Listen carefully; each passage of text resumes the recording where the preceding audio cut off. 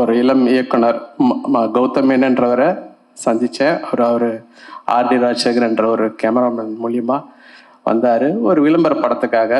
But அதுக்கப்புறம் பார்த்தீங்கன்னா 2000 வருஷத்துல தான் நான் இந்த மின்னில் என்ற படம் ஆக்சுவலாக அப்போ வந்து இந்த காதல் ரீசெட் ரிப்பீட்டுக்கும் அதுக்கும் ஒரு சம்மந்தம் இருக்குது. அதுக்காக இந்த கதையை சொல்கிறேன்.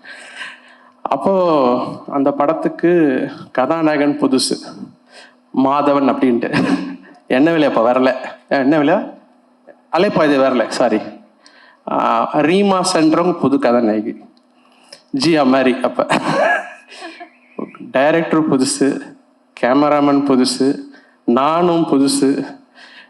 ஒரே ஒரு ஸ்டார் அந்த படத்தில் ப்ரொடியூசர் வந்து ஜீன்ஸ் படத்தோடைய ப்ரொடியூசர் டாக்டர் முரளி மாண்டவர், அவர் ஒருத்தர் தான், மீதி எல்லாரும் புதுசு.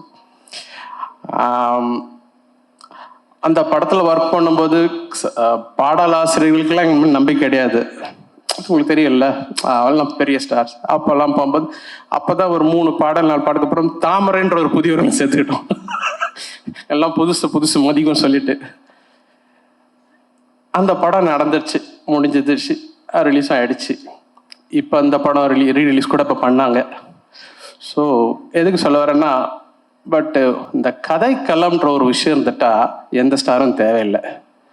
அது எல்லார்கிட்ட நல்ல வேலையை வாங்கிடும், அது எல்லாரும் பெரிய டெக்னீஷியன் ஆக்கிடும், சாதாரண ஆட்களை பெரிய நடிகராக காட்டும். பெரிய மியூசிக் டைரக்டர்ஸ் பெரிய ஆர்டிஸ்ட்லாம் சேர்ந்து ஒரு மொக்க கதையில் பண்ணோன்னா எல்லாம் காணாமல் போயிடும். ஸோ அந்த ஒரு கதைன்ற ஒரு விஷயம், கதைன்னு கூட கிடையாது, ஒரு அமைப்பு, அது ஒரு அமைப்பு.